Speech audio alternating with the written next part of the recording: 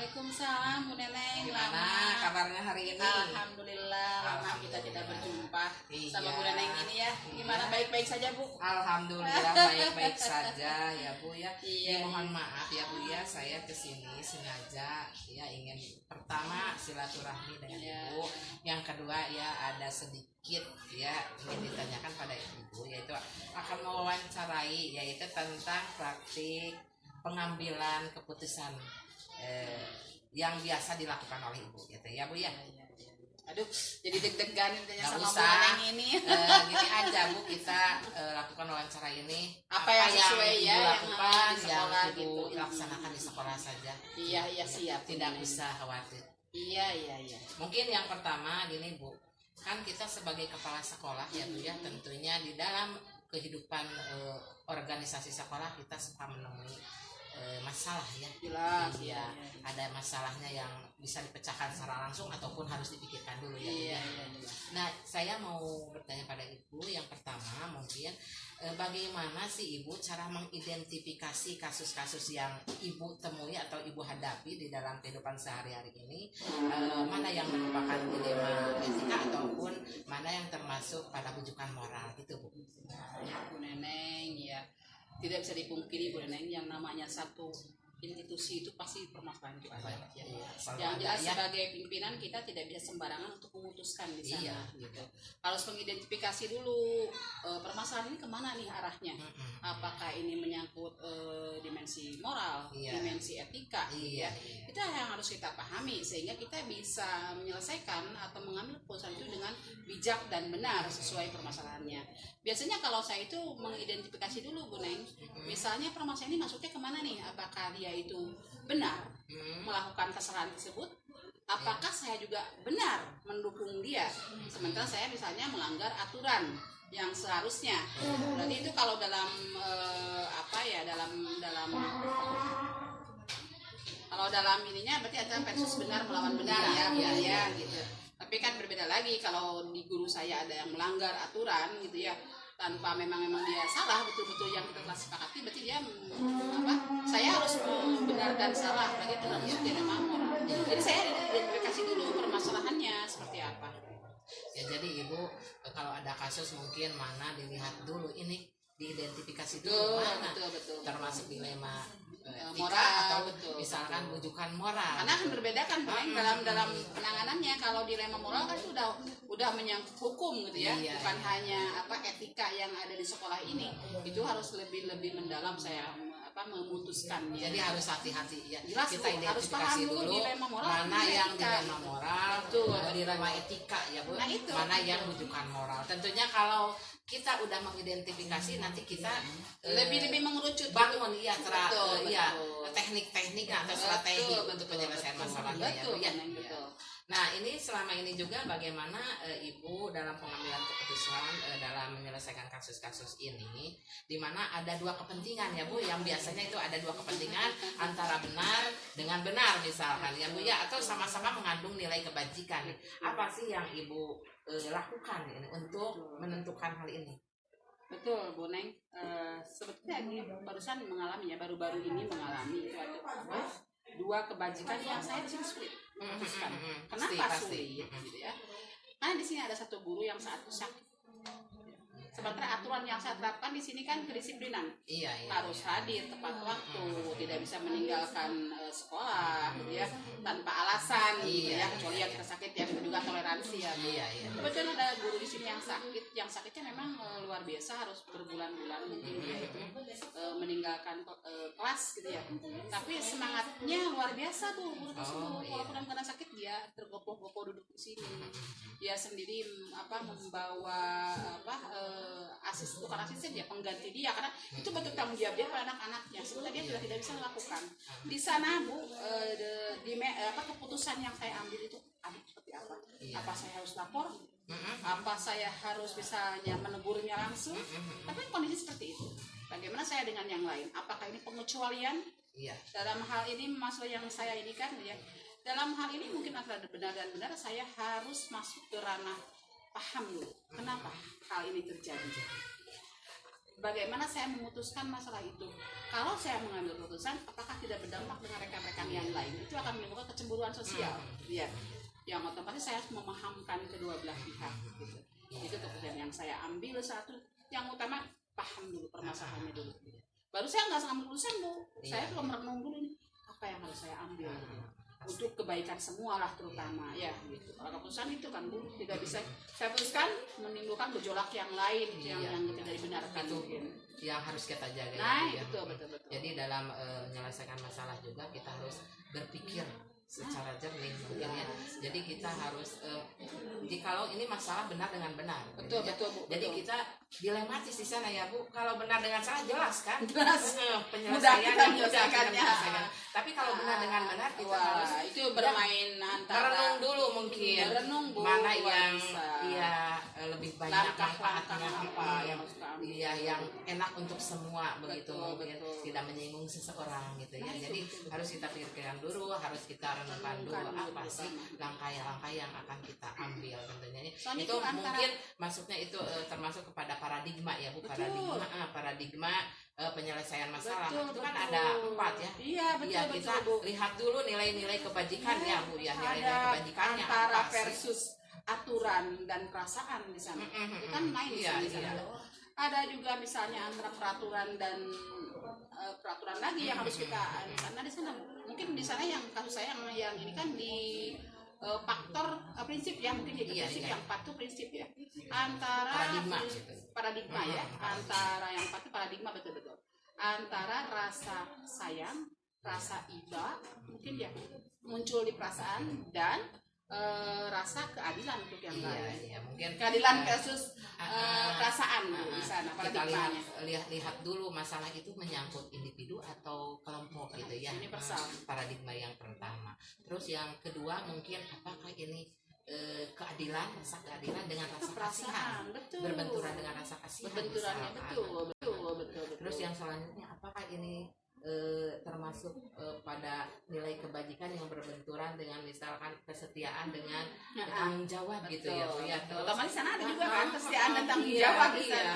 Terus ada lagi misalnya ini diperlukan untuk jangka pendek atau jangka panjang gitu ya itu. Jadi kita harus dapat Luar biasa. menentukan dulu apa sih paradigma dalam mengambil keputusan itu memang yang kita pelajari ya Bu Neng. Itu diterapkan di sekolah itu memang harus Bu.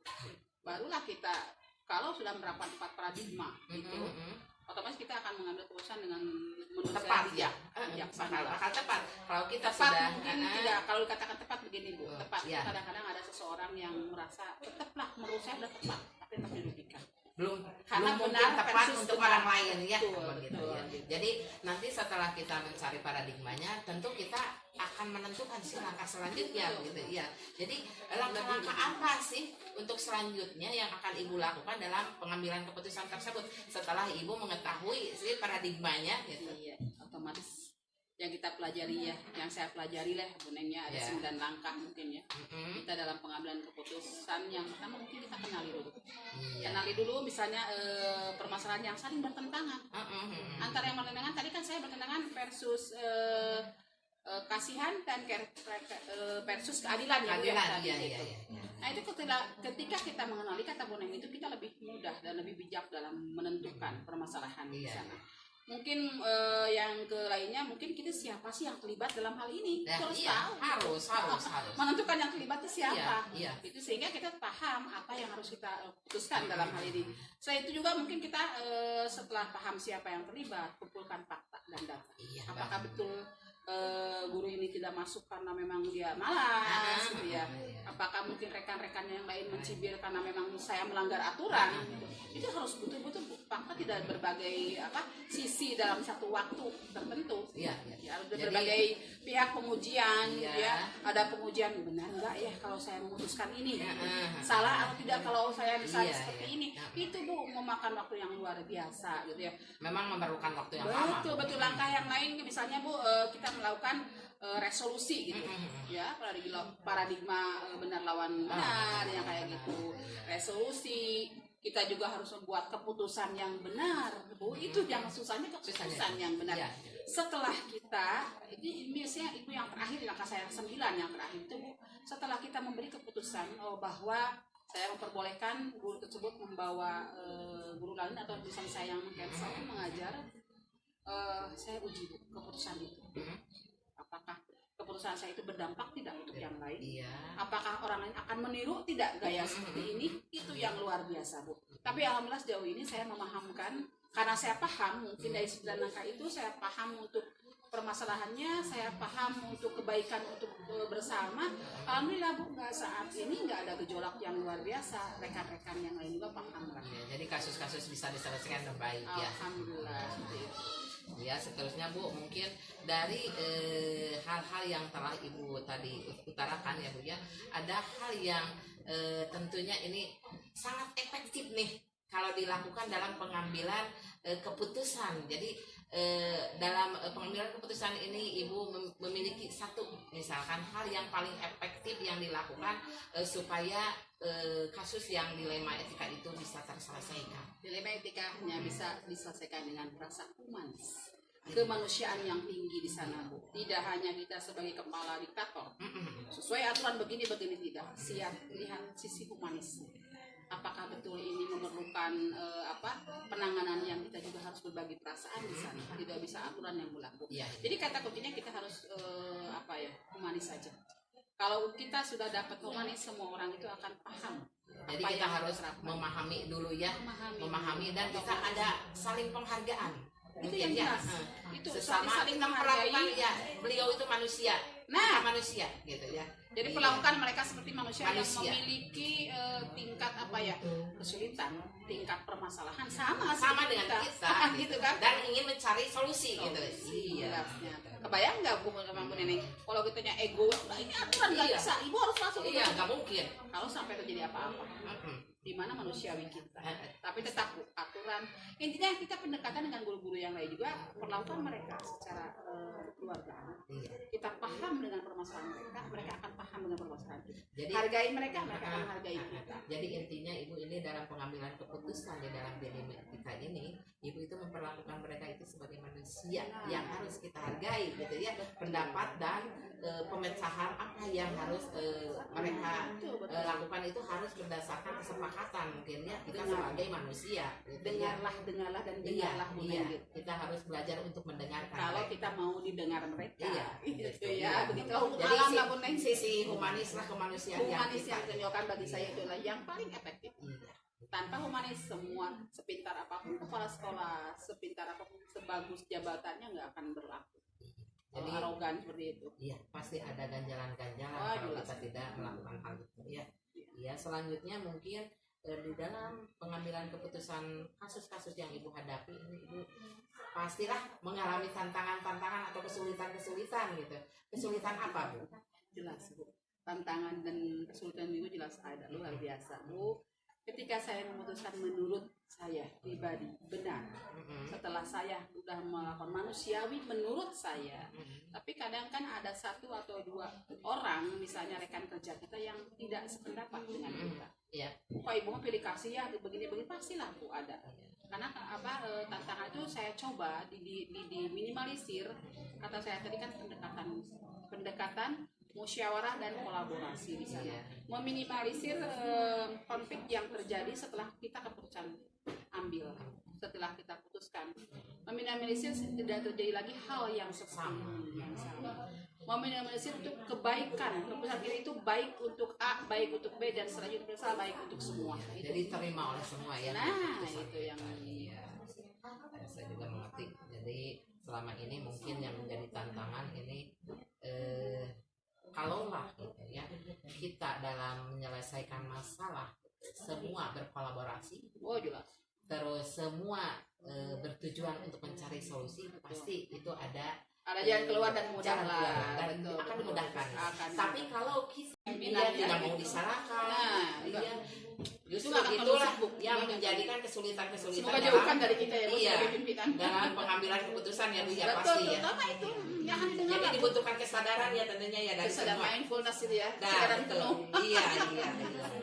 Jelas. Nah ini Bu, dalam penyelesaian masalah ini, mencari keputusan, pengambilan keputusan ini, mungkin Ibu di sini apakah sudah terjadwal gitu Bu? Baik Bu, kalau masalah jadwal atau tidak terjadwal, bagaimana konteks permasalahan? Kalau masalah itu bersifat insidental, di depan saya yang harus diputuskan, saya putuskan sesegera mungkin, itu tidak perlu waktu untuk saya merenung karena ini insiden. Misal, ketika ya ada anak yang melakukan kata-kata kasar, atau misalnya anak yang berantem, kita kan nggak bisa mikir dulu harus gimana, nggak bisa. Saya tindakan mungkin nggak ambil alih langsung di sini, walaupun ya lama-lamaannya pasti kita membutuhkan waktu Bu. Kalau masalah terjadwal untuk mengambil keputusan, saya di sini memang ada jadwal, misalnya hari Sabtu kita berkumpul itu untuk merefleksikan apapun itu permasalahan, untuk mengemukakan semua permasalahan. Itu kan menjadwal untuk mengambil keputusan apa sih permasalahan sekarang gitu, untuk pembinaannya lah gitu. Jadi Ibu selama ini memang ada yang terjadwal, ada yang tidak. Yang terjadwal itu mungkin untuk merefleksi kegiatan-kegiatan yang telah kita lakukan sebelumnya dan untuk bagaimana kedepannya. Mungkin tapi itu yang terjadwal. Ada masalah yang terjadwal juga. Kalau ada yang masalah terjadwal, contohnya gini Bu, misalnya masalah terjadwal itu ketika si guru di saya ada masalah. Misalnya ketika saya coba satu hari pertemuan, saya coba heart to heart ya, hati ke hati, apa permasalahan yang Ibu lakukan. Saya mencoba menggali apapun permasalahannya, saya coba, Ibu coba kalau seperti ini, biarkan dia sendiri yang memberikan keputusan, biarkan dia sendiri menyelesaikan permasalahannya, gitu kan. Nah barulah di minggu berikutnya saya coba lihat bagaimana perkembangan permasalahan ini, apakah ada misalnya ada perubahan atau tidak. Ketika masih menyimpang, kita masih menjadwalkan yang lain-lain. Jelas ada yang terjadwal dan ada yang tidak terjadwal, tergantung konteks permasalahannya. Jadi kondisional ya. Kondisional. Mana yang harus kita lakukan sekarang, mana yang harus dijadwalkan. Betul, ada. Selanjutnya mungkin Ibu di dalam pengambilan keputusan ini, apakah ada seseorang atau faktor-faktor yang dapat menunjang atau membantu Ibu dalam pengambilan keputusan? Ya, ini Bu Neng, kita itu hidup sosial. Ya. Kita itu institusi yang memiliki pimpinan, yang memiliki bawahan dan memiliki rekan kerja. Dalam hal ini saya jelas ada yang membantu ya Bu. Misalnya kalau masalahnya ringan, bisa saya tangani sendiri, itu saya tangani sendiri. Tapi ketika keputusan yang harus saya ambil ini bersifat sedikit masalahnya tingkat kesulitannya tinggi, saya tidak bisa takut menjadi keputusan yang saya ambil menjadi masalah yang baru. Otomatis saya akan mengambil misalnya pendapat atau pendapat arahan ya. Arahan mungkin dari pengawas bina yang saya suka membina ke sini, mungkin ke korwil atau pengawas-pengawas yang lain, ataupun tidak menutup kemungkinan dari rekan-rekan kerja saya, atau mungkin dari guru-guru yang saya bina juga kan. Satu kepala itu akan berbeda dengan 10 kepala dalam mengambil keputusan. Kebijakannya kan mereka dilihat dari beberapa sisi. Kalau saya sendiri mungkin akan bersifat subjektif, ya perasaan yang saya kasihan. Tapi ketika udah berbaur dengan permasalahan, dari 10 kepala ini bisa saya satukan menjadi satu keputusan yang tepat dan tidak merugikan siapapun. Itu tetap ya. Jadi kita perlu dalam pengambilan keputusan ini tentunya suatu saat kita memerlukan bantuan orang. Oh jelas, ya. Tidak bisa. Dan kita kalau dilihat kita sebagai kepala sekolah mungkin ya Bu ya, kita punya atasan ataupun kita punya mitra ya, mitra kerja. Tentunya dalam segala hal kalau berkaitan dengan permasalahan di sekolah mungkin ya kita memang harus ada komunikasi ya, dibangun komunikasi yang dan kolaborasi dengan atasan kita ataupun dengan mitra kita. Tidak bisa hidup individualistis ya Bu ya. Iya, tidak akan selesai ataupun sempurna dengan kita cara kita sendiri. Betul. Selanjutnya mungkin dari proses pengambilan keputusan ini Ibu memiliki atau dapat mengambil pembelajaran gitu ya. Apa sih pembelajaran yang dapat Ibu petik dari hal ini? Pembelajaran otomatis setiap tindakan dan perlakuan itu ada yang hikmah yang bisa kita ambil. Dalam mengambil keputusan itu kita harus sebijaksana mungkin. Itu yang saya petik ya. Harus humanis. Harus paham dengan permasalahan orang. Tidak boleh bersifat ego mungkin. Itu yang harus kita ambil. Sehingga keputusan yang kita ambil itu keputusan yang benar-benar bertanggung jawab. Keputusan-keputusan yang tidak merugikan salah satu pihak. Itu otomatis ya yang bisa saya ambil. Jika saya menghargai orang, kalau kita ingin dihargai orang, hargailah orang. sebagai manusia. Nah itu mungkin benar yang keputusan ini yang bisa saya ambil, tapi selama ini masih alhamdulillah masih baik-baik saja, masih aman dan terkendali. Mudah-mudahanlah kita tidak menemukan masalah-masalah yang tidak bisa ditangani oleh kita ya. Karena begini Neng, saya menerapkan coba-coba ilmu yang saya dapat gitu ya. Coba sih terapkan 9 langkah, 4 paradigma, 3 prinsip gitu ya. Saya coba ternyata memang luar biasa. Itu luar biasa. Memang yang tadinya kita tidak punya arah gitu ya. betul. Kalau dulu kan sekarang aja punya arah. Yang pertama, langkah pertama harus apa, langkah selanjutnya harus apa, dan kita memang di sini apa yang bisa kita petik dari pengambilan keputusan ini itu membelajarkan kita betul. untuk menyelesaikan masalah-masalah supaya masalah tersebut tidak terjadi lagi. Belajar itu Bu sampai tuntas sepanjang hayat. Iya. Tidak selama kita, karena masalah itu berbeda-beda Bu.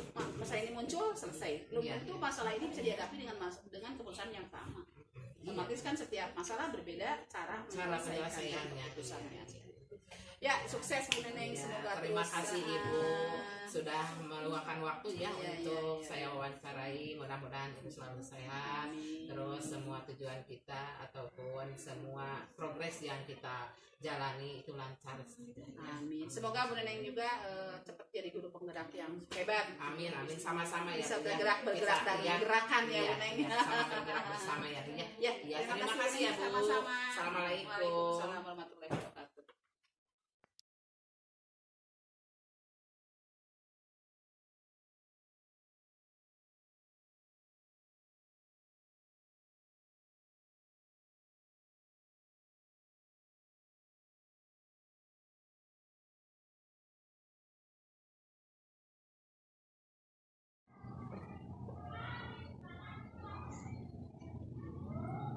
Assalamualaikum Bapak. Waalaikumsalam Ibu Kak. Wilujeng Enjing Bapak. Ibu Eni Mohon maaf saya mengunjungi Bapak, datang kepada Bapak itu ingin mengajak Bapak diskusi dan saya ingin mewawancarai Bapak yaitu tentang praktik pengambilan keputusan yang Bapak ambil gitu ya Pak. Di sini kan Bapak sebagai kepala sekolah SDN 3 Kersamena ya Pak. Tentunya Bapak di dalam pembelajaran suka melaksanakan tugas itu menghadapi hal-hal yang tidak sesuai gitu ya dengan aturan, yaitu berbentuk kasus-kasus mungkin apa yang pernah dialami. Betul ya Pak? Betul, setiap saat pasti ada aja muncul kadang-kadang yang tidak terduga gitu. Nah, karena itu jadi kita dari kasus-kasus itu dapat jadikan pengalaman, pengalaman untuk secara ke depan. Iya, ini Bapak sebelumnya saya mewawancarai ke pertanyaan selanjutnya itu saya ingin menanyakan apakah Bapak sudah mengenal tentang dilema etika dan rujukan moral? Kalau secara ini langsung gitu belum gitu ya, belum, tapi kalau dilihat dari kasus-kasus tentu masalah-masalah tentunya itu iya. ada hubungan dengan masalah-masalah di sekolah. Iya. Jadi Bapak belum mengenal ya Pak tentang dilema etika dan rujukan moral. Mungkin kita dalam kasus-kasus yang pernah kita hadapi di sekolah ya Pak ya, menghadapi ada yang misalkan kasus A itu pihak yang pertama dan kedua tentunya ini alasannya benar dan benar ya Pak. Mereka merasa benar iya, dan memang secara logika Pak kalau kita teliti itu benar. Yang pertama benar dalam mengasumsikan pendapatnya, yang kedua juga punya kebenaran dalam mengajukan alasannya. Nah ini Pak di satu pihak lagi ada kasus yang satu sisinya benar, yang satu sisinya itu salah gitu Pak ya, dalam mengemukakan alasannya yang dilakukan gitu ya. Jadi ini ada yang termasuk dilema etika dan ada yang termasuk rujukan moral. Kalau yang dilema etika itu termasuk yang alasannya yang satu benar dan yang satunya juga benar. Iya, jadi itu dilema etika. Dan kalau yang satunya itu benar, yang satunya salah gitu, itu termasuknya rujukan moral gitu. Iya.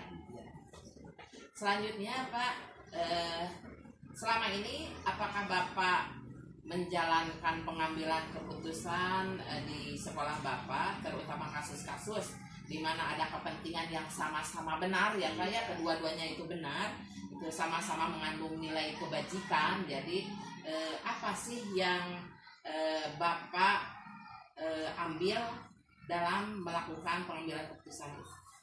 Pertama-tama apabila mereka itu merasa sama-sama benar, dicari dulu apakah poin-poinnya yang mereka anggap benar itu apa saja, diurai dulu, dikumpulkan si data-data tersebut, lalu kita padukan di sisi mana yang hampir samanya.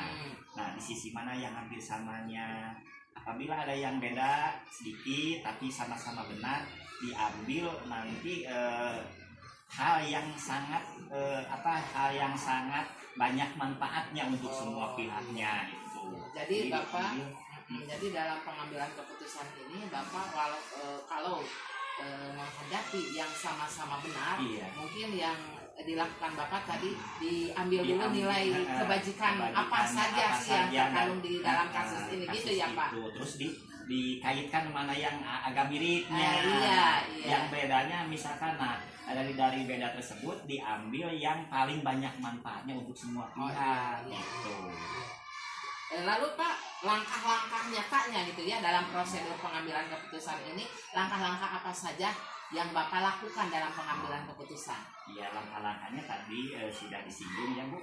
Di antaranya pengumpulan dulu data apa saja dari kasus A dan kasus B ini, misalkan manfaat hal-hal yang muncul atau poin-poin yang ada di sana dari A atau kasus B, lalu dianalisis.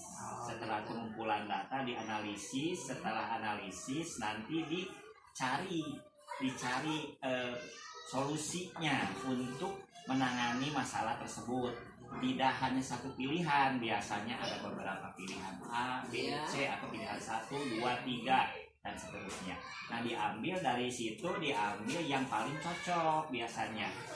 Yang harus dilaksanakan itu tindakan apa saja yang cocoknya, apa tindakan kedua atau tindakan ketiga gitu. Nah, setelah itu lalu diambillah keputusan untuk melaksanakan tindakan tersebut. Jadi kalau saya dapat simpulkan, yang pertama mungkin langkah yang diambil oleh Bapak untuk mengambil keputusan, yang pertama itu adalah pengumpulan data-data dulu tentang kasus tersebut ya Pak. Yang kedua mungkin Bapak mengidentifikasi ya Pak. Dianalisis. Yang ketiga menganalisisnya ya kasus-kasus itu, dan yang keempat Bapak itu mencari beberapa opsi pilihan untuk penyelesaiannya.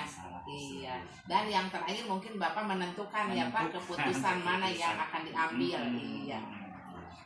Selanjutnya Pak, dari hal-hal yang tadi dilakukan itu, hal-hal yang efektifnya dalam pengambilan keputusan itu apa sih menurut Bapak? Menurut saya yang paling efektif dan efisien gitu diambil keputusan di sekolah kami SDN 3 Samenak, diantaranya yang paling dilihat dulu, yang paling banyak dominan manfaatnya untuk semua pihak gitu. Yang paling banyak baik untuk siswa, untuk para guru, untuk kepala sekolah atau untuk atasan, serta untuk komite dan orang tua juga gitu. Yang paling banyak untuk manfaatnya untuk semua pihak itu yang diutamakan gitu. Lalu nanti ada pilihan kedua itu yang agak mendekati gitu, manfaatnya itu juga dilaksanakan. Jadi tidak hanya satu, ada dua pilihan. Jadi mungkin hal efektif yang menurut Bapak ini paling penting dalam pengambilan keputusan yaitu tentang tadi bahwa kebermanfaatan